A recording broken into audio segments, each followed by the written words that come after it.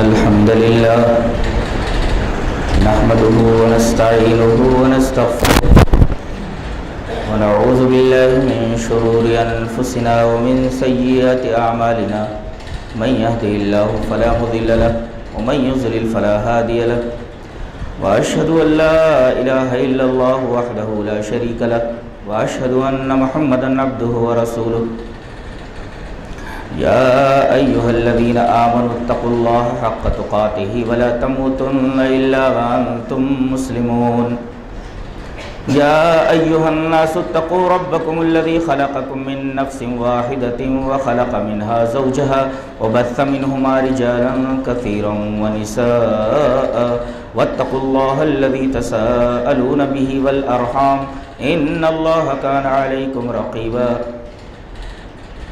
يا أيها الذين آمنوا اتقوا الله وقولوا قولا سديدا يصلح لكم أعمالكم ويغفر لكم ذنوبكم ومن يطع الله ورسوله فقد فاز فوزا عظيما أما بعد فإن خير الحديث كتاب الله وخير الهدي هدي محمد صلى الله عليه وسلم وشر الأمور محدثاتها وكل محدثة بدعة وكل بدعة ضلالة الضلالة في النار أعوذ بالله من الشيطان الرجيم بسم الله الرحمن الرحيم من عمل صالحا من ذكر أو أنثى وهو مؤمن فلنحيينه حياة طيبة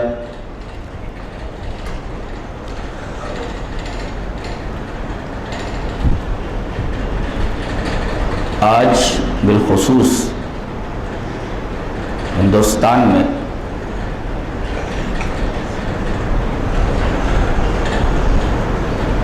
مسلم عورتوں کے حقوق کو لے کر بڑا واویلا مچایا جا رہا ہے اور یہ ثابت کرنے کی کوشش کی جا رہی ہے کہ اسلام میں عورتوں کے حقوق متعین نہیں ہیں۔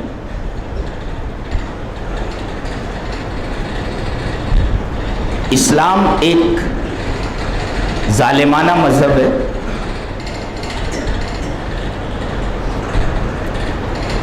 جو عورتوں کے اوپر جبر و تشدد کے علاوہ اور کچھ نہیں کرتا۔ حقیقت یہ ہے کہ اسلام نے عورتوں کو ان کے حقوق اس وقت دیے جب ان کا کوئی حق تو درکنار ان کے وجود ہی کو تسلیم نہیں کیا جاتا۔ آپ کو اچھی طرح معلوم کہ عربوں کے ہاں لڑکیوں کو زندہ درگور کر دیا جاتا۔ اللہ تعالیٰ نے عورتوں کو سب سے پہلے ان کے وجود کا حق دیا کہ تمہیں کوئی حق نہیں پہنچتا کہ تم عورتوں کو زندہ درگور کرو، ان کے اوپر اس طریقے کا ظلم روا رکھو۔ اور اللہ تبارک و تعالیٰ نے ارشاد فرمایا وَإِذَا الْمَوْءُودَةُ سُئِلَتْ بِأَيِّ ذَنبٍ قُتِلَتْ، قیامت کے دن باپ اور وہ لڑکی دونوں کو آمنے سامنے کھڑا کر دیا جائے گا اور باپ سے محاسبہ کیا جائے گا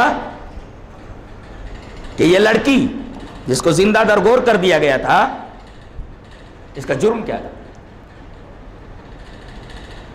وَإِذَا الْمَوْءُودَةُ سُئِلَتْ بِأَيِّ ذَنبٍ قُتِلَتْ، گاڑی ہوئی لڑکیوں سے، زندہ درگور کی ہوئی لڑکیوں سے پوچھا جائے گا کہ انہیں کس جرم کی سزا میں انہیں زندہ دفن کر دیا گیا تھا۔ تو اسلام نے سب سے پہلے ان کے وجود کو تسلیم کیا کہ جس طریقے سے ایک مرد کو اس صفحہ ہستی پر زندہ رہنے کا حق ہے، بینی یہی حق ایک عورت کو بھی پہنچتا ہے۔ اور دوسرا حق اسے دینی حق دیا، فرمایا گیا من عمل صالحا من ذکر او انثى وهو مؤمن فلنحيينه حیاتا طیبہ، جو کوئی بھی اچھا عمل کرے من ذکر او انثى، چاہے وہ مرد ہو چاہے عورت ہو، دونوں اگر ایمان رکھتے ہیں اور نیک عمل کرتے ہیں تو ہم ان کے لیے ایک اچھی زندگی تیار کر کے رکھے ہوئے ہیں، ان کو اچھی زندگی دیں گے اور اچھی زندگی عطا کرائیں گے۔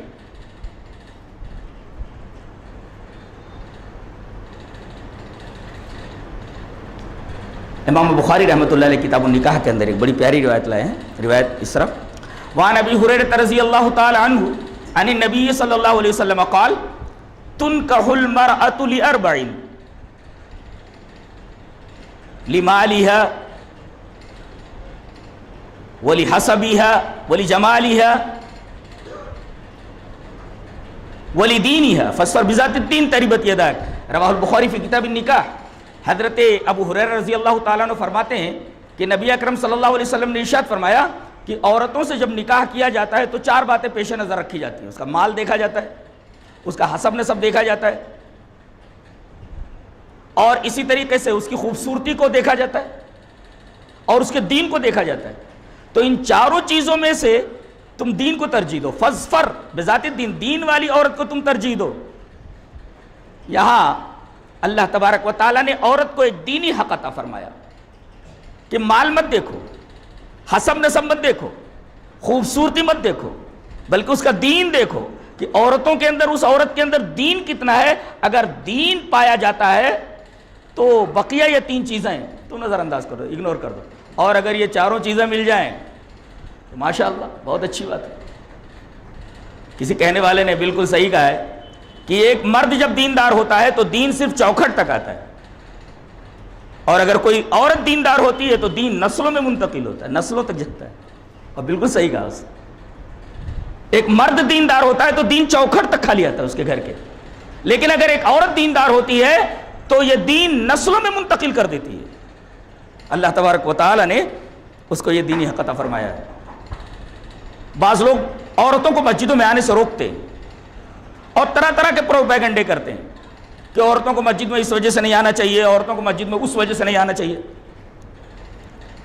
اللہ کے رسول صلی اللہ علیہ وسلم نے ارشاد فرمایا، حدیث اس طرح: وعن ابن عمر رضی اللہ تعالی عنہ ان رسول اللہ صلی اللہ علیہ وسلم قال لا تمنعوا اماء اللہ ان یصلین فی المسجد فقال ابن له انا لنمنعهن فقال فغضب غضبا شديدا وقال احدثك عن رسول الله صلى الله عليه وسلم وانت تقول انا لنمنعهن۔ رواه ابن ماجہ فی باب اتباع سنت رسول اللہ صلی اللہ علیہ وسلم۔ حضرت عبداللہ ابن عمر فرماتے ہیں کہ نبی اکرم صلی اللہ علیہ وسلم نے ارشاد فرمایا کہ اللہ کی باندیوں کو یعنی عورتوں کو مسجدوں میں آنے سے مت روکو۔ اگر وہ نماز پڑھنے کے لیے آنا چاہیں تو 2 باتیں ہیں، ایک تو مسجد میں آنے سے پہلے وہ اپنے شوہروں سے اجازت لے لیں، اس میں مردوں کی دلجوئی ہو گئی، اور مردوں کو چاہیے کہ عورتیں جب مسجد میں آنے کی اجازت مانگے تو انہیں اجازت دے دیں۔ اس طریقے سے مردوں نے عورتوں کی دلجوئی کر دی، تو ایک دوسرے کی دلجوئی کریں۔ مسجد میں نماز پڑھنے سے آنے سے مت روکو، لا تمنعوا اماء اللہ ان یصلین فی المسجد۔ تو ان کے ایک بیٹے کھڑے ہوئے اور کہا کہ ہم تو روکیں گے، ماحول بڑا خراب ہو گیا ہے، عورتوں کو مسجد میں کیسے جانے دیا جائے۔ حضرت عبداللہ ابن عمر بہت غصے میں آ گیا، فقال فغضب غضبا شدیدا، راوی کہتے ہیں کہ غصے سے وہ تمتما اٹھے اور کہا تیری اوقات کیا ہے، میں حدیث رسول بیان کر رہا ہوں کہ لا تمنعوا اماء اللہ ان یصلین فی المسجد احدثک عن رسول اللہ صلی اللہ علیہ وسلم، میں حدیث رسول بیان کر رہا ہوں کہ نبی نے یہ فرمایا کہ عورتوں کو مسجد میں نماز پڑھنے سے مت روکا کرو، تو تو کون ہوتا ہے؟ وانت تقول انا لنمنعهن، تو بولتا ہے کہ ہم روکیں گے۔ رسول یہ کہہ رہے ہیں کہ مت روکو اور تو کہہ رہا روکیں گے، تو تیری اوقات کیا ہے؟ تیری بات مانی جائے گی یا نبی کریم صلی اللہ علیہ وسلم کی بات مانی جائے گی؟ اسی طرح اللہ تبارک و تعالی نے وجود کا حق دینے کے ساتھ ساتھ اور دینی حق دینے کے ساتھ ساتھ انہیں معاشرتی حق بھی دیا۔ اگر مرد کو طلاق کا حق دیا تو عورت کو خلا کا حق دیا۔ اگر مرد عورت کے ساتھ نباہ نہیں کر سکتا تو اسے طلاق کی اجازت دی گئی، اور اگر عورت نہیں رہنا چاہتی اس کے ساتھ تو اسے خلا کا حق دے دیا گیا۔ یعنی دونوں کے حقوق کو اللہ تبارک و تعالی نے تسلیم فرمایا ہے اور اسلام کے اندر اس قانون کو لاگو فرمایا ہے۔ اب اگر کوئی اسلام کے کسی قانون کو تسلیم ہی نہ کرے اور اس کی جگہ پر انسان اپنا کوئی خود ساختہ قانون نافذ کرنے کی کوشش کرے اور اس پر واویلا مچایا جائے تو اسلام کا قصور نہیں ہے، یہ ان لوگوں کا قصور ہے جنہوں نے اسلام کے خلاف یہ قانون بنایا ہوا ہے۔ کہتے ہیں کہ کسی آدمی نے غصے میں آ کر کے اپنی بیوی سے ایک ہی جگہ پر طلاق طلاق طلاق کہہ دیا تو طلاق واقع ہو گئی، اور یہ فطرت کے خلاف ہے۔ کیا ایسا ہو سکتا ہے کہ زندگی بھر کی محبتوں، زندگی بھر کی وابستگیوں کو صرف 3 جملے کے اندر، 3 لفظوں کے اندر ختم کر دیا جائے؟ یہ تو خلاف فطرت ہے، اور اس پر بڑا واویلا مچایا جا رہا ہے۔ حقیقت یہ ہے کہ یہ اسلام کا اصول ہے ہی نہیں۔ تو اگر اس اصول کو سامنے رکھ کر کے اگر اس کو ٹارگٹ بنایا جائے اور اعتراض کا ہدف بنایا جائے تو یہ اسلام کے اصول کا قصور نہیں ہے، بلکہ یہ انسان کے خود ساختہ اصول کا قصور ہے۔ آئیے وہ حدیث دیکھ لیتے ہیں۔ حدیث اس طرح، وعن ابن عباس رضی اللہ تعالی عنہما قال كان الطلاق على عهد رسول الله صلی اللہ علیہ وسلم وابی بکر وسنتين من خلافة عمر طلاق الثلاث واحدة، فقال عمر بن الخطاب رضی اللہ تعالی عنہ ان الناس قد استعجلوا في امر قد كانت لهم فيه انات فلو امزيناه عليهم فامزاه عليهم، رواہ مسلم فی کتاب الطلاق۔ حضرت امام مسلم رحمہ اللہ اس حدیث پاک کو ایسے ہی کتاب الطلاق کے اندر لائے۔ راوی حضرت عبداللہ ابن عباس ہیں۔ حضرت عبداللہ ابن عباس فرماتے ہیں کہ نبی کریم صلی اللہ علیہ وسلم کے زمانے میں، حضرت ابو بکر کے زمانے میں، تقریباً 2.5 سالہ دور خلافت ہے، نبی کریم صلی اللہ علیہ وسلم کے زمانے میں، ابو بکر رضی اللہ تعالیٰ عنہ کے زمانے میں، اور حضرت عمر کی خلافت کے ابتدائی 2 سالوں میں، وہ سنتین من خلافت عمر، حضرت عمر کی خلافت کے ابتدائی 2 سالوں کے اندر 3 طلاق ایک مانی جاتی تھی۔ اور کہتے ہیں کہ اہل حدیث حضرت عمر کو نہیں مانتے۔ سوال یہ ہے کہ حضرت عمر نے اپنی خلافت کے ابتدائی 2 سالوں کے اندر یہی قانون رکھا کہ ایک مجلس کی 3 طلاق ایک ہی ہے۔ اب پہلے یہ مسئلہ تم صاف کر لو کہ حضرت عمر کے ابتدائی 2 سال جو انہوں نے 3 طلاق کو ایک ہی مانا وہ صحیح ہے، یا بعد میں آپ نے تعزیری طور پر 3 طلاق کو 3 مان لیا وہ صحیح ہے؟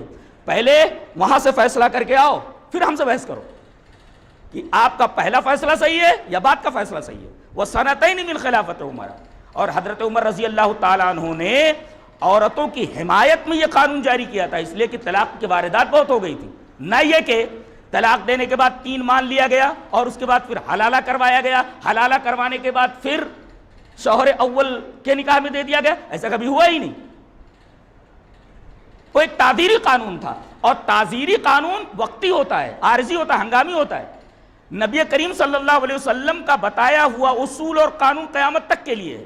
وقتی طور پر اگر کوئی قانون، عارضی طور پر کوئی قانون، ہنگامی طور پر کوئی قانون اگر بادشاہ یا خلیفہ یا حاکم نافذ کر دے تو وہ وقتی طور کے لیے ہوگا، ابدی قانون تو اللہ اور اس کے رسول کا بنایا ہوا قانون ہے۔ اور نبی کریم صلی اللہ علیہ وسلم کے کسی قول و فعل کو صحابی کا کوئی قول و فعل کیسے ناسخ بن سکتا ہے؟ اس کا ناسخ کیسے ہو سکتا ہے کہ نبی کے قول و فعل کو صحابی کا قول و فعل ناسخ ہو جائے، نسخ کر دے، اس کے لیے ناسخ بن جائے؟ ایسا کیسے ممکن ہے؟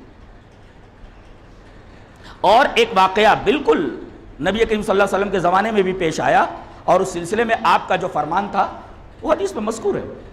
حدیث اس طرح، وعن ابن عباس رضی اللہ تعالی عنہما قال طلق رکانۃ بن عبد یزید اخو المطلب امرأته ثلاثا فحزن حزنا شديدا قال فسأله رسول الله صلى الله عليه وسلم كيف طلقتها؟ قال طلقتها ثلاثا قال فقال في مجلس واحد قال نعم قال فارجع إن شئت قال فرجعها فقال ابن عباس رضی اللہ تعالیٰ عنہما یرا انما الطلاق عند كل طہر، رواہ احمد فی مسندہ۔ حضرت امام احمد بن حنبل رحمہ اللہ اس حدیث کو ایسے ہی مسند احمد کے اندر لائے۔ اس روایت کے راوی بھی حضرت عبداللہ ابن عباس ہیں۔ حضرت عبداللہ ابن عباس فرماتے ہیں کہ نبی کریم صلی اللہ علیہ وسلم کے زمانے میں ایک صحابی تھے حضرت رکانہ، انہوں نے اپنی بیوی کو ایک مجلس کے اندر طلاق طلاق طلاق بول دیا۔ بڑے غمگین ہوئے، وہ یہ سمجھے کہ میں نے 3 طلاق جو 3 میرا حق ہے وہ میں نے اپنا حق ختم کر دیا، بڑے غمگین ہوئے۔ فحزن علیہ حزنا شدیدا، بہت غمگین ہوئے، نبی کریم صلی اللہ علیہ وسلم کی خدمت میں آئے۔ فسألہ، نبی کریم صلی اللہ علیہ وسلم فرمایا کہ کیف طلقتها، طلاق کیسے دیا تم نے؟ کہا کہ اللہ طلقت ثلاثا، میں نے اس کو 3 طلاق دے دی. قال فقال فی مجلس واحد، ایک مجلس میں 3 طلاق دیے؟ قال نعم. دیکھیے قال فقال فی مجلس واحد، ایک مجلس میں 3 طلاق دیا ہے؟ قال نعم. کہاں؟ فإنما هي تلك واحدة، یہ تو ایک ہی ہوئی. فرجها ان شئت، اگر تو چاہے تو رجوع کر لے. قال فرجعها، راوی کہتے ہیں کچھ آدمی نے اپنی بیوی سے رجوع کر لیا، وہ 3 طلاق ایک ہی مانی گئی. یہ حدیث بالکل صاف ہے. اور میں یہ کہتا ہوں، میں ایک مجلس میں بیٹھا ہوا ہوں، 10 آدمی میرے ساتھ بیٹھے ہوئے ہیں، اچانک میرا لڑکا آتا ہے، کہتا ہے ابا مجھے 10 روپے دے دو یا 1 روپیہ دے دو. میں خاموش ہوں، اس کی طرف میں نے دھیان نہیں دیا. پھر وہ کہتا ہے ابا 1 روپیہ دے دو، میں خاموش. پھر وہ کہتا ہے ابا 1 روپیہ دے دو. اسے کتنے روپے دینے؟ 1 ہی روپیہ دینا، اس لیے کہ مجلس ایک ہے.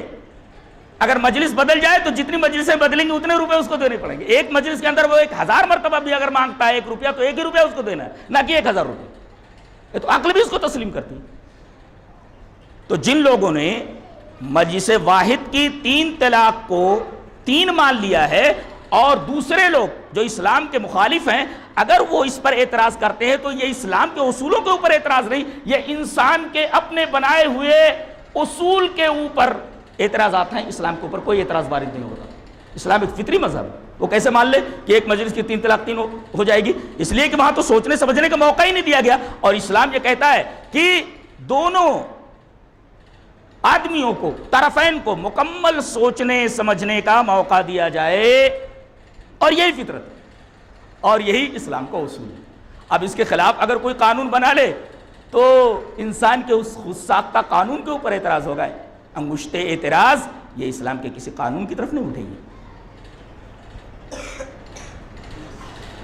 تو اسلام نے اسے معاشرتی حق دیا اور ایسے ایسے حقوق دیا. اللہ اکبر.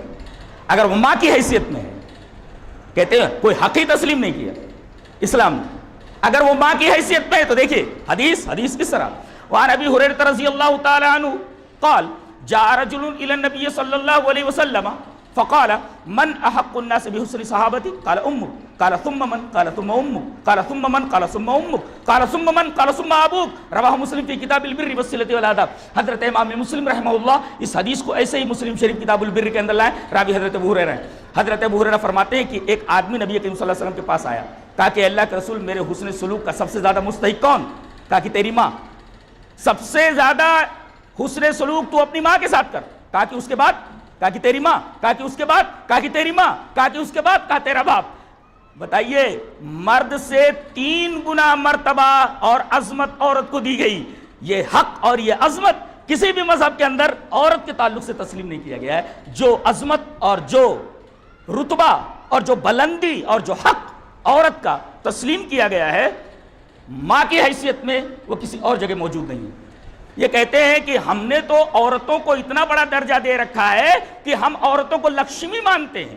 لکشمی کا مطلب یہ کہ گھر میں آ جائے تو دولت کی ریل پیل ہو جائے، اور ہم تو عورتوں کو لکشمی مانتے ہیں. ارے تمہارے لکشمی ماننے سے پہلے ہی اللہ تبارک و تعالی نے 1400 سال پہلے قرآن کے اندر بتا دیا تھا کہ عورت لکشمی کی حیثیت رکھتی ہے. آئیے وہ آیت کریمہ پڑھ لیتے.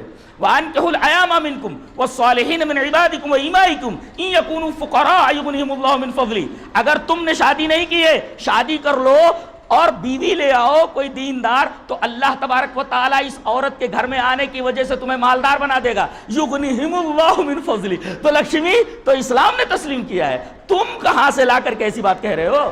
اسلام نے تسلیم کیا ہے کہ عورت کی حیثیت لکشمی کی ہے، کہ اگر وہ گھر میں آ جائے دیندار عورت کو شادی کر کے لے آؤ تو یغنیہم اللہ من فضلی، اللہ اپنے فضل سے تمہیں مالدار بنا دے گا. تم غریب ہو تو مالدار ہو جاؤ. اور کبھی ایسا ہوتا ہے، بعض لوگ انتہائی نکمے اور کامچور ٹائپ کے لڑکے ہوتے ہیں، وہ محنت نہیں کرنا چاہتے، بس کہیں کسی بھی طریقے سے حرام مال مل جائے ان کو اس میں لگے رہتے ہیں. بعض لوگ ایسے ہوتے ہیں کہ بھئی وہ غیر ذمہ دار ہوتے ہیں، لیکن جیسے ہی کوئی دیندار عورت آئی وہ سمجھاتی کہ زندگی اس طریقے سے نہیں گزرتی، نٹھلے اور نلے بننے سے کام نہیں چلتا، حرام طریقے سے روزی گھر میں لانے سے کام نہیں چلے گا، بلکہ تمہیں چاہیے کہ تم ذمہ دار بنو. اور اسی دوران ایک بچہ بھی عالم وجود میں آ گیا. اب وہ لڑکا جو غیر ذمہ دار تھا اس دیندار عورت کے سمجھانے کی وجہ سے ذمہ دار بن گیا. اور ذمہ دار بننے کی وجہ سے اس نے حلال کمائی کا ذریعہ اختیار کیا، اور گھر میں پیسوں کی کمی تھی، اس ذمہ داری کی وجہ سے گھر میں پیسوں کی بارش ہونے لگی۔ اور بہت سارے طریقوں سے اللہ تبارک و تعالیٰ اس دیندار عورت کی وجہ سے گھر کے اندر اگر مالی پریشانی ہے تو مالی پریشانی دور کر دیتا ہے۔ اللہ نے خود فرمایا وَأَنكِحُوا الْأَيَامَ مِنكُمْ وَالصَّالِحِينَ مِنْ عِبَادِكُمْ وَإِمَائِكُمْ إِنْ يَكُونُوا فُقَرَاءَ يُغْنِهِمُ اللَّهُ مِنْ فَضْلِهِ، تم شادی کر لو، اللہ تبارک و تعالیٰ اپنے فضل سے اس نیک عورت کی تمہارے گھر میں آنے کی وجہ سے تمہیں مالدار بنا دے گا، تمہیں غنی بنا دے گا۔ اللہ کے رسول صلی اللہ علیہ وسلم دعوت دین کی ابتدا میں بہت ہی پریشان تھے۔ اللہ تبارک و تعالیٰ نے حضرت خدیجۃ الکبریٰ رضی اللہ تعالیٰ عنہا کے ذریعے آپ کی کس طریقے سے مالی مدد فرمائی، اسے سورہ ضحیٰ کے اندر ذکر فرمایا گیا۔ وَالضُّحَىٰ وَاللَّيْلِ إِذَا سَجَىٰ مَا وَدَّعَكَ رَبُّكَ وَمَا قَلَىٰ وَلَلْآخِرَةُ خَيْرٌ لَكَ مِنَ الْأُولَىٰ وَلَسَوْفَ يُعْطِيكَ رَبُّكَ فَتَرْضَىٰ أَلَمْ يَجِدْكَ يَتِيمًا فَآوَىٰ وَوَجَدَكَ ضَالًّا فَهَدَىٰ وَوَجَدَكَ عَائِلًا فَأَغْنَىٰ، ہم نے آپ کو مالی اعتبار سے کمزور پایا، ہم نے آپ کو غنی کر دیا۔ اللہ تبارک و تعالیٰ نے ایک عورت کے ذریعے دعوت دین کے اندر کتنی خدمت لی ہے، تاریخ اٹھا کر کے دیکھو۔ حضرت خدیجۃ الکبریٰ رضی اللہ تعالیٰ عنہا کی سیرت پڑھو کہ انہوں نے دامے درمے سخنے کس طریقے سے نبی کریم صلی اللہ علیہ وسلم کا ساتھ دیا ہے۔ جب آپ کا ساتھ دینے والا کوئی نہیں تھا، اس وقت آپ کی پیاری بیوی نے اپنی جان، اپنا مال، اپنا سب کچھ، تن من دھن سب کچھ نبی کریم صلی اللہ علیہ وسلم کے اوپر نچھاور کر دیا۔ اور یہی وجہ ہے کہ اللہ تبارک و تعالیٰ نے اس عورت کو وہ شرف بخشا ہے کہ شاید کسی عورت کو نصیب ہو۔ آئیے حدیث پاک دیکھ لیتے ہیں۔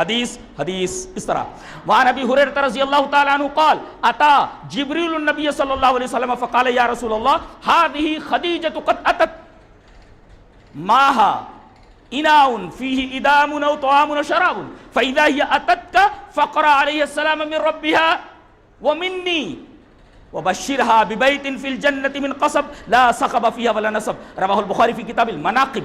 امام بخاری رحمہ اللہ اس پورے صفحے کی حدیث کو کتاب المناقب میں اسی طرح لائے ہیں۔ اس روایت کے راوی بھی حضرت ابو ہریرہ ہیں۔ حضرت ابو ہریرہ فرماتے ہیں کہ نبی کریم صلی اللہ علیہ وسلم بیٹھے ہوئے اور اتنے میں جبرائیل آئے، آتے ہوئے انہوں نے حضرت خدیجہ کو دیکھ لیا تھا کہ وہ بھی نبی کے پاس آ رہی ہیں۔ حضرت جبرائیل فرشتے ہیں، ان کی نگاہ تو چاروں طرف ہے، وہ نبی کریم صلی اللہ علیہ وسلم کے پاس آ رہے ہیں۔ راستے میں انہوں نے دیکھا کہ حضرت خدیجہ آ رہی ہیں، حضرت جبرائیل پہلے ہی پہنچ گئے۔ نوری مخلوق ہے، وہ تو ایک سیکنڈ کے اندر پتہ نہیں کہاں سے کہاں پہنچ جاتی ہے۔ حضرت جبرائیل آ کر کے بیٹھ گئے، کہا کہ اللہ کے رسول آپ کی بیوی خدیجہ آ رہی ہیں۔ ہادی خدیجہ قد اتت، یہ رہی خدیجہ، یہ آ رہی ہیں۔ ان کے ہاتھ میں ایک برتن ہے جس کے اندر یا تو کھانے کی کوئی چیز ہے، پینے کی کوئی چیز ہے، یا سرکہ ارکا ہے، سالن ہے۔ اس سے یہ پتہ چلتا ہے کہ غیب کا علم فرشتوں کو بھی نہیں ہوتا۔ دیکھیے حضرت خدیجۃ الکبریٰ کے ہاتھ میں برتن ہے، لیکن حضرت جبرائیل بتا نہیں پا رہے ہیں کہ اس برتن کے اندر کیا ہے۔ بڑے سارے بابا جو مہینوں نہاتے نہیں، اس کے پاس میں کھڑا نہیں ہو سکتا آدمی، کہتے ہیں ہمارے پاس موکل ہے، ہم موکلوں کے ذریعے معلوم کر لیتے۔ تیرے فرشتوں کو غیب کا علم نہیں ہوتا، تیرے موکل کو کیسے معلوم ہو جائے گا؟ فرشتے کو غیب کا علم نہیں ہے، تیرے جن کو جس کو تو نے پوج رکھا ہے اس کو غیب کا علم کیسے ہو سکتا ہے؟ حضرت جبرائیل نہیں بتا پا رہے ہیں کہ حضرت خدیجۃ الکبریٰ کے ہاتھ میں جو برتن ہے اس کے اندر کھانے کی چیز ہے یا پینے کی چیز ہے یا کوئی سالن ہے، وہ او کے ساتھ بیان کر رہے ہیں۔ شک کا لفظ ہے یہ، یا تو یہ ہے یا تو یہ ہے یا تو یہ ہے۔ اور جب وہ آ جائیں تو ان سے کہیے کہ عرش اعظم سے اللہ تبارک و تعالیٰ نے انہیں سلام بھیجا ہے، ان کے رب نے انہیں سلام بھیجا۔ یہ مرتبہ جو حضرت خدیجۃ الکبریٰ کو عطا ہوا ہے کہ عرش پر مستوی ذات اللہ تبارک و تعالیٰ انہیں جبرائیل کے ذریعے اپنا سلام بھیج رہا ہے۔ بتائیے یہ مرتبہ کسی آدمی کو حاصل ہو سکتا ہے؟ یہ مرتبہ اللہ تبارک و تعالیٰ نے عورت کو دیا ہے۔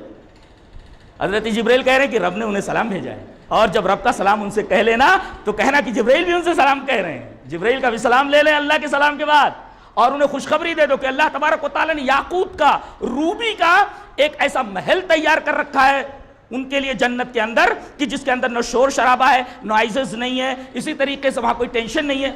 یہاں دیکھو آدمی کے پاس مال نہ ہو تب بھی ٹینشن میں رہتا ہے، آدمی کے پاس مال ہو جائے تب بھی ٹینشن میں رہتا ہے، مال نہیں رہتا تب بھی نیند نہیں آتی، مال آ جاتا تب بھی نیند نہیں آتی۔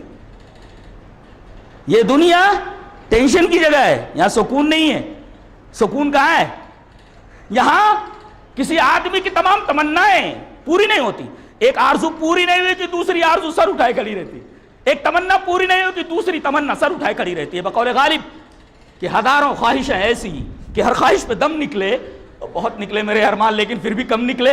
دنیا میں کسی آدمی کی ساری تمنائیں اور آرزویں پوری نہیں ہوتی۔ اللہ فرماتا ہے ہماری جنت میں آ جاؤ، مقام تسکین تمنا، مکان تسکین آرزو۔ اگر کوئی جگہ ہے تو صرف جنت ہے۔ یہاں نہ کوئی ٹینشن ہے، اور نہ یہاں بڑھاپے کا خوف، نہ یہاں بچپن کا خوف، نہ یہاں مالی کمی کا خوف، نہ یہاں مرنے کا خوف۔ یہاں تو طرح طرح کے خوف آدمی کو قدم قدم پر ستائے رہتے ہیں کہ میرے ساتھ کیا ہونے والا ہے۔ قدم قدم پر ٹینشن ہی ٹینشن ہے۔ ہماری جنت میں آ جاؤ، تمام آرزوؤں کی تکمیل اور تمام تمناؤں کی تسکین کرنے کے لیے ہم تیار ہیں۔ ہماری جنت میں آ جاؤ۔ اللہ تبارک و تعالیٰ نے حضرت خدیجہ کبریٰ رضی اللہ تعالی عنہا کو دنیا ہی میں جنت کی خوشخبری سنا دی اور بتا دیا کہ جنت میں یاقوت کا، روبی کا، دیکھا ہے آپ نے؟ لوگ ایک سونے کا گھر نہیں بنا سکتے، روبی اور یاقوت تو بہت مہنگا جیم ہے، بہت مہنگا گوہر ہے۔ اللہ تبارک و تعالیٰ نے ان کے لیے گھر تیار کر رکھا ہے، اور اس طریقے کے گھر ہیں۔ یہ مرتبہ دیا ہے اللہ تبارک و تعالیٰ نے عورت کو۔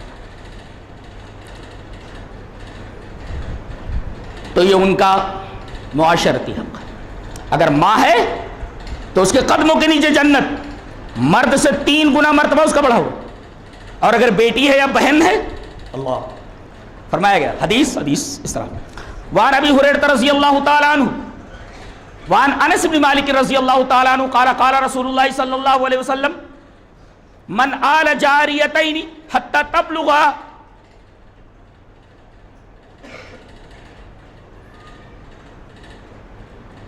جاء یوم القیامت انا وهو وضم اصابعه، رواہ مسلم فی کتاب البر والصلۃ والآداب۔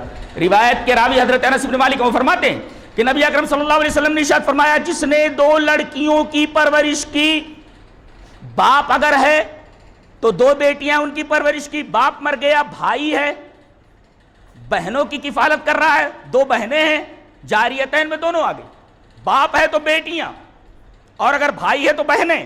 من آل جاریتین، جس نے 2 بیٹیوں کی پرورش کی، جس بھائی نے 2 بہنوں کی پرورش کی، اور انہیں یہ محسوس نہیں ہونے دیا کہ وہ اس سے کم تر ہے، حتی تبلغا، یہاں تک کہ وہ بالغ ہو گئی اور ان کی شادی کر دی۔ اللہ کے رسول صلی اللہ علیہ وسلم نے فرمایا، جا یوم القیامت، وہ قیامت کے دن اس طرح آئے گا کہ انا وہ اور میں دونوں اس طرح ہوں گے، اور آپ نے اپنی انگلیوں کو ملا کر کے بتایا ایسے اس طرح ہوں گے۔ تو نبی اکرم صلی اللہ علیہ وسلم کی قربت نصیب ہوتی ہے، قیامت کے دن کامیابی اسے نصیب ہونے والی ہے اگر وہ اپنی بہنوں کے ساتھ اس طرح سلوک کرتا ہے اور اپنی بیٹیوں کے ساتھ اس طرح سلوک کرتا ہے۔ اس کا مطلب یہ ہوا کہ اگر ماں ہے تو اس کے قدموں کے نیچے جنت، اور اگر بہنیں ہیں، بیٹیاں ہیں، تو یہ 22 دخول جنت، اور اگر بیوی ہے کیا کہنے۔ آئیے وہ حدیث دیکھ لیتے ہیں۔ حدیث اس طرح، وعن عبداللہ بن عمرو رضی اللہ تعالیٰ عنہ قال قال رسول اللہ صلی اللہ علیہ وسلم خیارکم لنسائہم، رواہ ابن ماجہ فی کتاب النکاح۔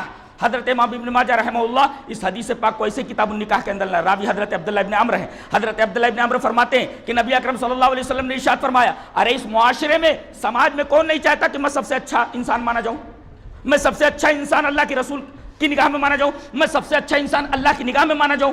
تو اگر تم اللہ کی نگاہ میں سب سے اچھا انسان بننا چاہتے ہو، اگر تم رسول کی نگاہ میں سب سے اچھا انسان بننا چاہتے ہو، اگر تم سماج میں سب سے اچھا انسان بننا چاہتے ہو، تو اپنی بیویوں کے لیے اچھے بن جاؤ۔ خیارکم لنسائہم، کون نہیں چاہتا کہ میں سب سے اچھا بنوں؟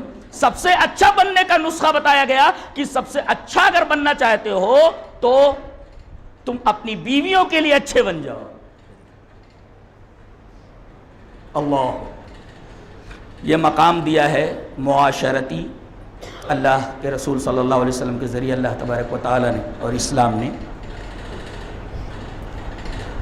ان کے وجود کا حق تسلیم کیا، وجود کا حق دیا، دینی حق عنایت فرمایا، اسی طریقے سے انہیں معاشرتی حق دیا، یہاں تک کہ یہاں تو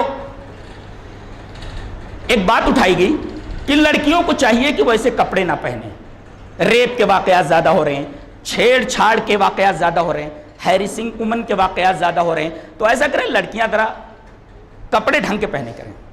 اس میں مسلم علماء نے بھی بات اٹھائی اور سادھو سنتوں نے بھی یہ بات اٹھائی۔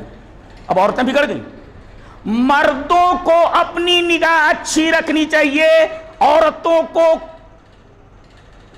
یہ کہنے والے آپ کون ہوتے ہیں؟ ہم ایسا کپڑا پہنے ہیں، ہم ایسا کپڑا پہنے. یہ دیکھیے، یہ دیکھیے اللہ تبارک و تعالی نے دونوں کے بارے میں حکم فرمایا ہے. قل للمؤمنین یغضوا من ابصارہم، آپ مومنوں سے کہہ دیجئے کہ وہ اپنی نگاہیں نیچی رکھیں. اللہ تبارک و تعالی نے عورت کو اتنا تقدس عطا فرمایا ہے کہ غلط نگاہ ڈالنے سے میلی ہو جاتی ہے. اتنا تقدس کسی اور مذہب نے اسلام کے علاوہ دیا ہے؟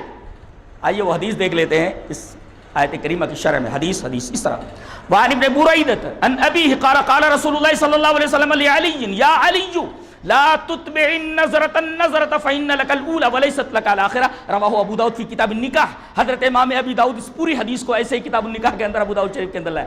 راوی حضرت ابن بریدہ وہ اپنے باپ سے روایت کرتے ہیں کہ نبی اکرم صلی اللہ علیہ وسلم نے اپنے داماد سے کہا، حضرت علی سے، سنو اے علی، کسی پرائی عورت کے اوپر ایک نگاہ ڈالنے کے بعد دوسری نگاہ مت ڈالنا.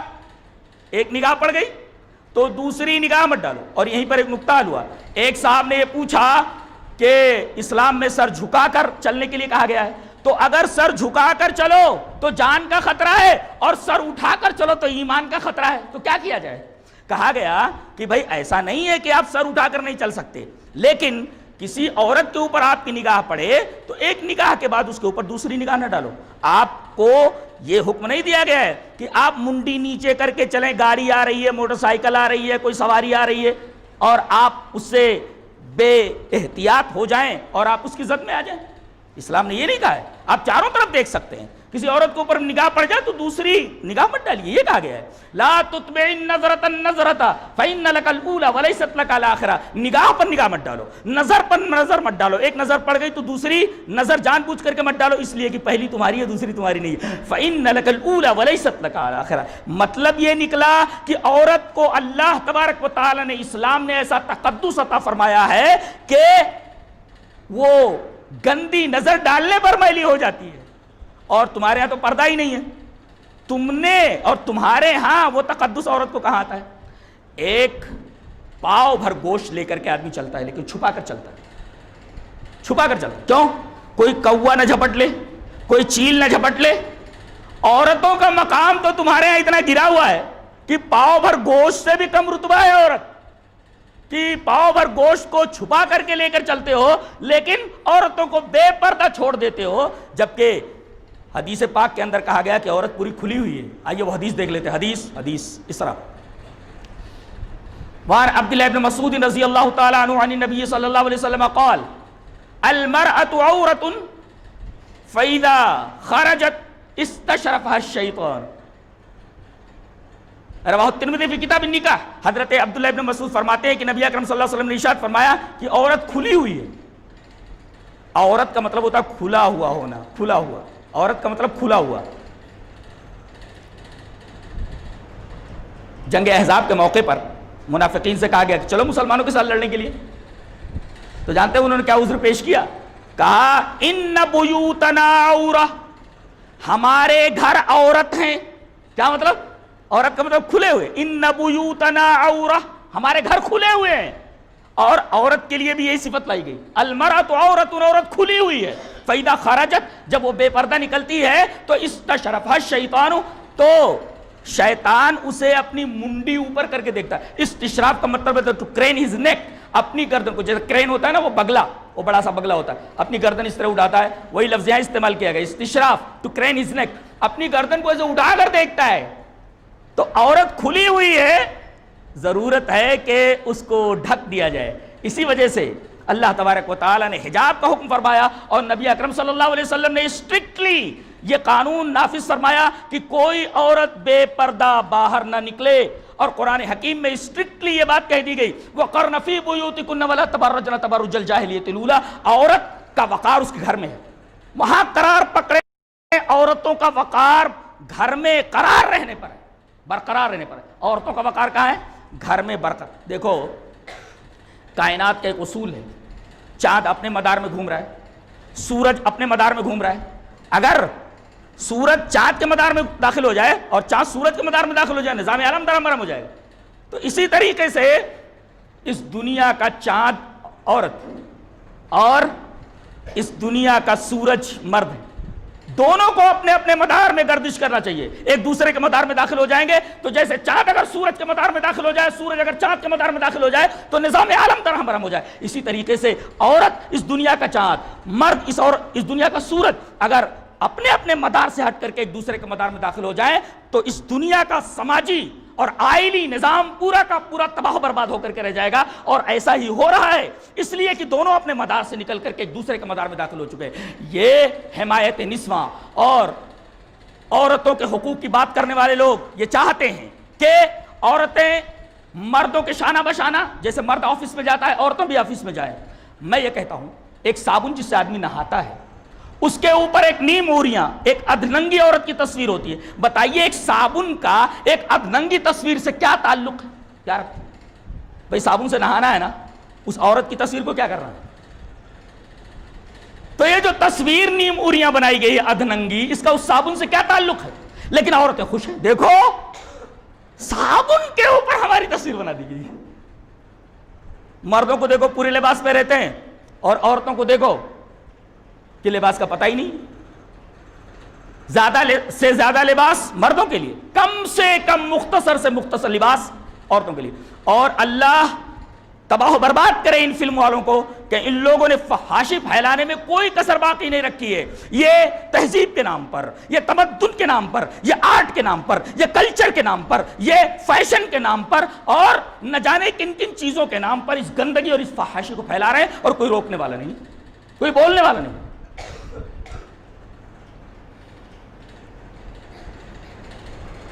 تو اللہ تبارک و تعالی نے عورتوں کو اس طریقے کے مقامات دیے، وجود کا حق دیا، دینی حق دیا، معاشرتی حق دیا. وہ کون سا حق ہے جو تسلیم نہیں کیا گیا؟ لکشمی تک تسلیم کر لیا گیا. حالانکہ یہ لفظ نہیں بولنا چاہیے، ہمارے یہاں اس چیز کا تصور نہیں ہے. تو ایک مشاکلت کے طور پر ہم یہ بات کہہ رہے ہیں کہ ہمارے ہاں عورتوں کا یہ تصور، ہمارے ہاں عورتیں منحوس نہیں ہیں، بلکہ اللہ تبارک و تعالیٰ نے ان کے بڑے رتبے رکھے ہیں اور تمام حقوق کو تسلیم کیا گیا. تو نگاہ ڈالی جائے غلط تو عورت میلی ہو جاتی ہے، نگاہ دوسری ڈالنے سے منع کر دیا گیا. اور دوسرے نمبر پہ تہمت لگانا. اللہ تبارک و تعالیٰ نے فرمایا سورہ نور کے اندر والذین یرمون المحصنات ثم لم یاتوا باربعۃ شہداء فاجلدوہم 80 جلدہ. اسلام کو یہ برداشت نہیں ہے کہ ایک پاک دامن عورت جس کا کسی سے افیئر نہیں، جس سے کسی سے کوئی ناجائز تعلق نہیں، پاک دامن عورت ہے، اگر اس کے اوپر کوئی تہمت لگاتا ہے تو اس کے اوپر حد قذف لگائی جائے اور حد قذف 80 کوڑے لگائے جائے، اس کی چمڑی ادھیڑ دی جائے. عورت کے دامن کو اتنا پاک سمجھا گیا، اس کو اتنا تقدس عطا کیا گیا، اس کو اتنی عظمت عطا کی گئی کہ کوئی اگر اس کے اوپر تہمت لگاتا ہے تو اس کی کھال اتار دی جائے. فجلدوہم 80 جلدہ، اس کو 100 کوڑے مارے جائیں، کھال اتار دی جائے اس کی. پہلے تو نگاہ نہ ڈالی جائے، نگاہ سے میلی ہو جاتی. کوئی تہمت لگا دے تو 80 کوڑے لگائے جائیں، کھال اتار دی جائے. اور اگر کوئی اس کی عصمت کو، اس کی عزت کو تار تار کرے، حکم ہوا الزانیۃ والزانی فاجلدوا کل واحد منہما 100 جلدہ. اگر شادی شدہ ہے تو رجم کر دیا جائے، زمین میں گار کر کے پتھر مار مار کر کے ہلاک کر دیا جائے. اور اگر شادی شدہ نہیں ہے تو 100 کوڑے مارے جائیں، اس کی بھی کھال اتار دی جائے. تو نگاہ پر نگاہ نہیں ڈال سکتے، میلی ہو جائے گی. کوئی اگر اس کے اوپر الزام لگائے پاک دامن عورت کے اوپر تو حد قذف لگایا جائے، اسے 80 کوڑے مارے جائیں. اور کوئی اس کی عصمت کو داغدار کرے، تار تار کرے تو یا تو اس کی جان لے لی جائے اگر وہ شادی شدہ ہے، ورنہ 100 کوڑے مار مار کر کے اس کی کھال اتار دی جائے. یہ عورتوں کی عصمت اور حیا اور ان کی عظمت کا یہ تصور اسلام نے دیا ہے اور یہ تصور موجود ہے اسلام کے اندر. جہاں تک حقوق کی بات ہے، اللہ نے فرمایا وَلَهُنَّ مِثْلُ الَّذِي عَلَيْهِنَّ بِالْمَعْرُوفِ وَلِلرِّجَالِ عَلَيْهِنَّ دَرَجَةٌ. جیسے حقوق مردوں کے ہیں ایسے حقوق عورتوں کے ہیں. حقوق میں کوئی کم و بیشی نہیں، حق دونوں کے برابر، حقوق دونوں کے یکساں. ہاں وَلِلرِّجَالِ عَلَيْهِنَّ دَرَجَةٌ، اور یہ فطرت ہے، مردوں کو عورتوں کے اوپر ایک درجہ دے دیا گیا ہے اور پاگل سے پاگل آدمی اس جملے کو تسلیم کرے گا، اس لیے کہ عورتیں اپنے ساخت کے اعتبار سے، اپنے اسٹرکچر کے اعتبار سے، اپنی بناوٹ کے اعتبار سے مردوں کے مقابلے میں کمزور ہیں. لہذا اگر ان کی حفاظت کے لیے مرد کو مقرر کر دیا جائے تو اس میں عورتوں کی توہین کا ہے؟ عورتوں کی توہین کا ہے. اگر مردوں کو ایک درجہ ان کے اوپر دے دیا گیا ہے تو ان کی فطرت کا لحاظ کر کے دیا گیا ہے. فطری طور پر وہ کمزور ہیں، جذباتی اعتبار سے کمزور، ذہنی اعتبار سے کمزور. یہ قرآن حکیم نے تسلیم کیا، سائنس بھی تسلیم کرتی ہے کہ مردوں کا دماغ بالمقابل عورتوں کے دماغ کے زیادہ تیز چلتا ہے، اس کی رفتار زیادہ ہوتی ہے، عورتوں کے دماغ کی رفتار کم ہوتی ہے. ساخت کے اعتبار سے بھی دیکھیے کمزور ہیں وہ. اور میں یہ سمجھ نہیں پا رہا کہ عورتیں کیوں مرد بننے پر تلی ہوئی ہیں. میں آج تک یہ سمجھ نہیں پایا کہ عورتیں کیوں مرد بننا چاہتی ہیں. مجھے کوئی بتائے. وہ نسوانیت کے دائرے سے نکل کر مردوں کے دائرے میں کیوں نہ جائے؟ کوئی مجھے سمجھائے کہ بھائی عورتیں کیوں مرد بننا چاہ رہی ہیں. مجھے تو کوئی سمجھائے. کوئی نہیں سمجھا پا رہا ہے. عورتیں کیوں مرد بننا چاہ رہے ہیں؟ وہ مرد بن ہی نہیں سکتی، اس لیے کہ اللہ تبارک و تعالیٰ نے ان کو عورت بنایا ہے. سو وہ عورت ہی رہیں گی، یہ فطرت ہے اور فطرت کے خلاف ہو ہی نہیں سکتا. وہ مرد بن ہی نہیں سکتی، لاکھ کوشش کرے کہ وہ مرد بن جائے، مرد نہیں بن سکتی. کیسے ممکن ہے؟ تو یہ ایک درجہ جو دیا گیا ہے یہ سسٹینر کے اعتبار سے سسٹین کریں، حکومت نہیں، سسٹیننگ. آپ پرووائڈ کریں، آپ پرووائڈر ہیں، آپ سسٹینر ہیں، ان کو سسٹین کریں، سہارا. اس وجہ سے آپ کا ایک درجہ بلند کر دیا گیا. اور کہا گیا کہ طلاق ان کے ہاں بہت زیادہ ہے. میرا خیال ہے کہ طلاق ایک لاسٹ آپشن، لاسٹ آپشن ہے. یہ اسلام طلاق کو پسند نہیں کرتا، یہ لاسٹ آپشن ہے، ایک آپشن ہے یہ، اور وہ بھی لاسٹ. اور اس کے بارے میں کیا پیاری بات کہی گئی، اللہ اکبر، اس سے اچھا تبصرہ ہو ہی نہیں سکتا. اصل میں یہ اعتراض کرنے والے یا تو ان کا دماغ خراب ہے، یا یہ لوگ اسلام کو جاننے کے باوجود بھی اس طریقے کی حرکتیں کرتے ہیں، یا انہوں نے اسلام کو سمجھا ہی نہیں، پڑھا ہی نہیں. کم سے کم ایک مرتبہ ترجمے کے ساتھ ان کو قرآن پڑھ لینا چاہیے. اگر اردو نہیں آتی تو انگریزی میں تو قرآن پڑھ لیتے، ہندی میں پڑھ لیتے. اللہ نے فرمایا الطلاق مرتان، طلاق 2 بار ہے، تیسری بار دے دیا تیسرے طہر کے اندر تو نکل گئی. الطلاق مرتان. اب دیکھو کیا پیارا اصول ہے، فَإِمْسَاكُمْ بِمَعْرُوفٍ او تسریح بِإِحْسَان. میں کہتا ہوں اس سے شاندار تبصرہ اور کوئی تبصرہ نہیں ہو سکتا. 2 طلاق دے دیا تم نے، اب 1 طلاق کا حق ہے ابھی تمہیں. اب تم معروف کے ساتھ، بھلائی کے ساتھ عورت کو روک لو. معروف کی قید لگائی گی، روکو تو بھلائی کے ساتھ، ستانے کے لیے نہیں. او تسریح بِإِحْسَان، یا انتہائی حسن و خوبی کے ساتھ اسے چھوڑ دو، ذلیل کر کے مت چھوڑو. اس لاسٹ آپشن کے اندر بھی ان کے جذبات کا خیال رکھا گیا کہ چھوڑو تو ذلت کے ساتھ نہیں، بلکہ وہ تسریح بِإِحْسَان. دیکھ رہے ہیں آپ، امساک معروف کے ساتھ مقید ہے اور تسریح احسان کے ساتھ مقید ہے کہ اگر روکو تو معروف کے ساتھ روکو، اور اگر چھوڑو یہ لاسٹ آپشن ہے، پھر بھی ذلت کے ساتھ نہیں، بلکہ پورے احترام کے ساتھ، پوری عظمت کے ساتھ ان کو اپنے پاس سے رخصت کرو. اور چھوڑو تو ان کو کچھ دے دو، لو نہیں بلکہ دے دو. وَلِلْمُطَلَّقَاتِ مَتَاعٌ بِالْمَعْرُوفِ. اگر تم نے طلاق دے دیا، کچھ اپنی طرف سے دے دو، جتنا دینا چاہو، جتنی تمہاری اوقات دے کر کے. اللہ تبارک و تعالیٰ نے کتنا خیال رکھا ہے عورت کا. اللہ، اس سے زیادہ خیال اور کوئی مذہب کیسے رکھ سکتا ہے؟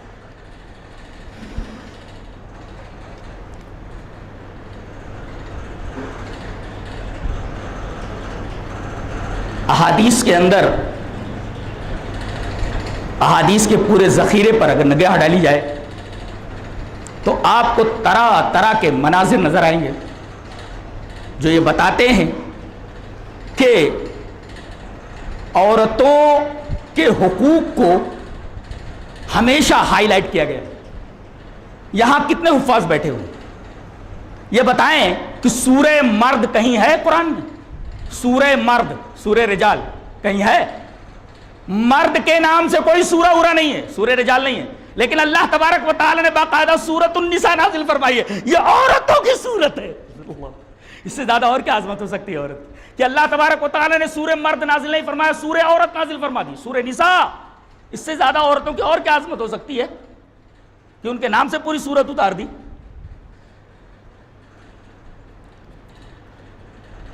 اس کے علاوہ ایک بڑا پیارا نقطہ بیان فرمایا گیا قرآن حکیم میں کہ تعلق تو ایک کا دوسرے کے ساتھ رہتا ہی ہے، لیکن اس دنیا میں سب سے لطیف اور نازک تعلق گہرا جسے لفظوں میں نہیں بیان کیا جا سکتا، وہ مرد اور عورت کا تعلق ہے۔ اس تعلق کو میں کہتا ہوں دنیا کی جتنی بھی ادب کی کتابیں سامنے رکھ لی جائیں، اور یہ تبصرہ ہن لباس لکم وانتم لباس لہن، لباس کتنا قریب ہوتا ہے انسان کے، اور ایک تو قربت ظاہر کی گئی کہ لباس انسان کے بہت قریب رہتا ہے، اور دوسرے یہ کہ لباس نہ ہو تو آدمی ننگا دکھتا ہے، لباس نہ ہو تو آدمی ننگا دکھتا ہے، لباس نہ ہو تو زینت والا نہیں مانا جاتا، گویا کہ عورتیں تمہارے لیے لباس، تمہارے لیے سب سے زیادہ قریب، اور عورتیں تمہارے لیے زینت، جس طرح بغیر کپڑے کے تم ننگے ہو۔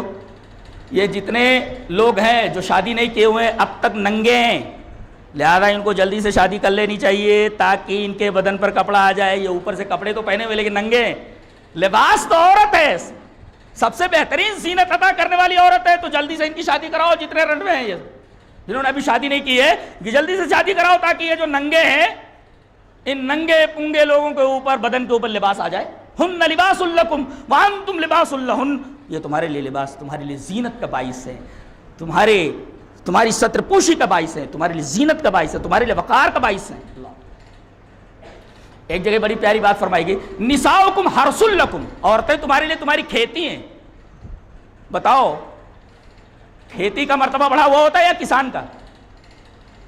کھیتی نہ ہو کسان بھوکا مر جائے گا۔ بتایا یہ گیا کہ عورتوں کا حال، عورتوں کا مرتبہ کھیتی جیسا ہے، اور کھیتی ہی کے اندر ساری چیزیں پیدا ہوتی ہیں۔ ارے وہ انسان بڑا بدنصیب ہوتا ہے، کون کون سے دروازے پر نہیں جاتا، کون کون سے آستانوں کے اوپر جا کر اپنا سر نہیں رگڑتا اگر بچہ پیدا نہ ہو تو۔ یہ بچہ پیدا کہاں سے ہوتا ہے؟ ابن تیمیہ علیہ الرحمہ نے کہا جو کوئی آدمی یہ کہے کہ میں شادی نہیں کروں گا مجھے بچے چاہیے، ایسا آدمی پاگل ہے۔ گویا کہ بچہ جو کہ دنیا کی سب سے بڑی نعمت ہوتا ہے، بچے کے حصول کے لیے عورت سے شادی کرنا ضروری ہے۔ یہ تمہارے نسب کو بڑھانے والی، تمہارے نسل کو آگے لے جانے والی، تمہارے رتبے کو بڑھانے والی۔ لڑکا اگر دیندار ہے تو تمہارے لیے دعا کے لیے ہاتھ اٹھا دے تو اللہ تبارک و تعالیٰ اس کی دعا کو قبول کرتا ہے، جیسا کہ حدیث مسلم میں موجود ہے۔ تو بہت بڑی نعمت کے حاصل کرنے کا ذریعہ عورت ہے، اور یہ کھیتی ہے۔ کھیتی کا مطلب یہ تمہیں اولاد عطا کرتی ہے، اور دوسرے کھیتی سے تشبیہ دے کر کے بیان فرمایا گیا کہ جیسے کھیتی کے اندر سب کچھ اگتا ہے تب تم زندہ ہو، اگر کھیتی کے اندر کچھ نہ اگے تو تم صفحہ ہستی پر زندہ نہیں رہ سکتے۔ گویا کہ کھیتی کی وجہ سے تمہاری بقا ہے، نسل انسانی کی بقا ہے۔ اسی طرح اگر عورت نہ رہے تو تم زمین کے اوپر نہیں رہ سکتے۔ اور علامہ اقبال نے بالکل کہا، صحیح کہا، وجود زن سے ہے تصویر کائنات میں رنگ۔ اگر عورت نہ ہوتی تو یہ کائنات پھیکی ہوتی، بے کیف ہوتی، بے رنگ و بو ہوتی۔ عورت ہی اس کائنات کے خانوں کے اندر رنگ بھرتی ہے، خاکے کے اندر رنگ بھرتی ہے۔ اگر یہ نہ ہو تو سب کچھ بیکار ہے۔ اللہ اکبر، یہ مرتبہ عطا کیا اللہ تبارک و تعالیٰ نے عورتوں۔ ایک نقطہ بتاتا ہوں ایک حدیث پڑھنے کے بعد، یہ نقطہ لے کر کے جاؤ۔ شاید یہ حدیث ہم لوگ پڑھتے ہیں لیکن نقطے کی طرف ذہن نہیں جاتا، پہلے حدیث پڑھتے ہیں۔ حدیث اس طرح، وعن ابي هريره رضي الله تعالى عنه عن النبي صلى الله عليه وسلم قال من كان يؤمن بالله واليوم الاخر فلا يؤذي جاره واستوصوا بالنساء خيرا فانهن خلقن من ذيلين وان اعوج شيء في الذيل اعلى فان ذهبت تقيمه كسرته وان تركته لم يزل اعوج فاستوصوا بالنساء خيرا رواه البخاري في كتاب النکاح۔ حضرت امام بخاری رحمہ اللہ اس پوری حدیث کو ایسی بخاری شریف ایک صفحے کے اندر یہ حدیث پوری کی پوری ایسی لائے ہیں، میں نے پوری روایت ریفر کر دی۔ حضرت ابو ہریرہ فرماتے ہیں، بہت غور سے سنیے، حضرت ابو ہریرہ فرماتے ہیں کہ نبی اکرم صلی اللہ علیہ وسلم نے ارشاد فرمایا، تم میں سے جو آدمی اللہ پر اور مرنے کے بعد زندگی ہے اس پر ایمان رکھتا ہے کہ یہ دنیا ایک دن ختم ہو جائے گی، یہ عارضی زندگی ہے۔ 60 سال 65 سال کی زندگی کے لیے آدمی کیسی کیسی گھٹیا گھٹیا حرکتیں کرتا ہے، کیا کیا کرتا ہے۔ 65 سال کے بعد آدمی کو ڈر نہیں لگتا کہ موت پتہ نہیں کب آ جائے، پھر کیا ہونے والا ہے میرا۔ اور ابدی زندگی یہ تو 60-65 سال میں ختم ہو جاتی ہے، وہ ابدی زندگی ہے، کبھی ختم ہونے والی زندگی نہیں۔ بڑے بدنصیب ہیں وہ لوگ جو عارضی زندگی کو داؤں پر لگا کر آخرت کی زندگی حاصل نہیں کرتے، بلکہ اسی کو سب کچھ سمجھ لیتے ہیں اور آخرت کی زندگی اپنی تباہ کر لیتے ہیں۔ بڑے بدنصیب ہیں ایسے لوگ۔ تو جو کوئی آدمی اللہ پر اور مرنے کے بعد زندگی پر یقین رکھتا ہے اسے چاہیے کہ وہ اپنے پڑوسی کو تکلیف نہ پہنچائے۔ دیکھیے جار مانے پڑوسی، نیبا پڑوسی۔ اس کے بعد یہ کہا جا رہا ہے وَاسْتَوْصُوا بِالنِّسَاءِ خَيْرًا، عورتوں کے ساتھ میں وصیت کرتا ہوں کہ خیر کا برتاؤ کرو۔ میں یہ پوچھتا ہوں کہ یہ پڑوسی کو تکلیف مت پہنچاؤ اور عورتوں کے ساتھ اس طرح سلوک کرو، ان دونوں ٹکڑوں میں ربط کیا ہے؟ ربط یہ ہے کہ پڑوسی تمہارے گھر کے باہر ہوتا ہے، جب اس کو تکلیف پہنچانا حرام ہے تو عورت تو تمہارے ساتھ رہتی ہے، اس کو تکلیف پہنچانا کسی قسم کی، وہ تو درجہ اولا حرام ہے. یہ امام بخاری رحمۃ اللہ علیہ بتانا چاہ رہے ہیں. اللہ اکبر، یہ حدیث لا کر کے نہیں سمجھا ہے. پہلا ٹکڑا ہے من کان یؤمن باللہ والیوم الآخر فلا یؤذی جارہ. جو کوئی آدمی اللہ پر اور مرنے کے بعد کی زندگی پر یقین رکھتا ہے، اسے چاہیے کہ اپنے پڑوسی کو تکلیف نہ پہنچائے. اچھا، اس کے بعد یہ کہا جا رہا ہے عورتوں کے ساتھ تم حسن سلوک کرو، میں وصیت کرتا ہوں. تو عورتوں کے ساتھ حسن سلوک اور پڑوسی کو نہ ستانے، دونوں میں کیا ربط ہے، تعلق کیا ہے، ریلیشن کیا ہے؟ یہ بتایا گیا کہ پڑوسی تو باہر کا آدمی ہے، وہ تو تمہارے گھر کے بازو میں ہے. جب اس کو ستانا حرام ہے تو عورت تو تمہارے سب سے قریب ہے تمہارے گھر میں، اس کا ستانا کیسے جائز ہو سکتا ہے؟ یہ امام بخاری رحمۃ اللہ علیہ جس کو لا کر یہ بتانا چاہتے ہیں. اللہ، تو عورتوں کے ساتھ اس طریقے کا حسن سلوک کیا جائے، اپنی ذات سے اسے کوئی تکلیف نہ ہونے دی جائے. کبھی کبھی ایسا ہوتا ہے کہ کوئی عورت زیادہ خوبصورت نہیں ہوتی، ذرا رنگ اس کا کالا ہوتا ہے یا کسی اور رنگ کا ہوتا ہے، تو رنگ کے اوپر مت جاؤ. آئیے وہ حدیث دیکھ لیتے ہیں، حدیث بہت پیاری ہے. حدیث اس طرح وان ابی ہریرہ رضی اللہ تعالی عنہ قال قال رسول اللہ صلی اللہ علیہ وسلم لا يفرق مؤمن مؤمنۃ ان کرہ منها خلقا رضی منها آخر او قال غیرہ. رواہ مسلم فی کتاب الرضا. حضرت امام مسلم رحمہ اللہ اس حدیث پاک کو اسی کتاب الرضا کے اندر مسلم شریف کے اندر لائے. راوی حضرت ابو ہریرہ. حضرت ابو ہریرہ فرماتے ہیں کہ رسول اللہ صلی اللہ علیہ وسلم نے ارشاد فرمایا تم میں سے کوئی ایمان والا کسی ایمان والی یعنی عورت کو نفرت کی نگاہ سے نہ دیکھے، اس سے متنفر نہ ہو. اس کی بیوی اگرچہ تھوڑی قبول صورت نہیں ہے، لیکن اللہ کے رسول نے فرمایا اگر اس کی ایک عادت اسے ناپسند ہے تو دوسری عادت اسے ضرور پسند آئے گی. کسی شاعر نے بہت اچھا کہا ہے کہ حسن صورت چند روزہ. کتنی خوبصورت عورتیں ہوتی ہیں، لیکن جیسے جیسے عمر بڑھتی جاتی ہے بے ڈول ہوتی جاتی ہے، اور پھر وہ صبح صبح دوڑ لگاتے رہتے. اے بھئی ذرا محنت کرو، کام کرو. کام چوری کی وجہ سے یہ سب ہیلتھ کچھ زیادہ بڑھ جا رہی ہے، ویٹ پٹ آن کر لیتے، پھر طرح طرح کی ورزشیں چالو ہو جاتی. تو پہلے عورتوں کو دیکھا گیا گاؤں وغیرہ کے اندر محنت کرنے والی ہوتی تھیں، بالکل سلم ہوتی تھی. 80 سال کی عورتیں، 90 سال کی عورتیں. یہاں تو 50 سال کراس کرنا، 60 سال کراس کرنا مشکل ہو جاتا ہے. دنیا بھر کی بیماریوں، موت سے بدتر ہو جاتی ہے زندگی. دوائیاں کھاتے رہو، دوائیاں کھاتے رہو، دوائیاں کھاتے رہو. تو حسن صورت جو ہوتی چند روزہ ہوتی ہے، اس کے بعد گال پلپلے ہو جاتے، آنکھیں پچی ہو جاتی ہیں، عجیب طریقے کی حیات قضائیہ ہو جاتی ہے. تو حسن صورت چند روزہ، حسن سیرت مستقل. اس سے خوش ہوتی ہیں آنکھیں، اس سے خوش ہوتا ہے دل. تو جس سے دل خوش ہو وہ سیرت ہے. تو عورت کی سیرت کو پیش نظر رکھو. اللہ کے رسول نے فرمایا عورت کی کسی عادت کی وجہ سے، کسی اخلاق کی صورت کی وجہ سے اگر تمہیں کوئی چیز ناپسند ہے تو اس کی دوسری چیز کو دیکھو وہ پسند ہے کہ نہیں ہے. اور اللہ تبارک تعالیٰ اس کی وجہ سے ہو سکتا ہے تمہیں خیر کثیر عطا فرما دے، جیسا کہ سورہ نساء کے اندر ارشاد فرمایا. تو یہ عورتوں کے حقوق ہیں جو اسلام نے عطا کیے ہیں. اعتراضات جو غیروں کے ہیں وہ بالکل بیچا ہے.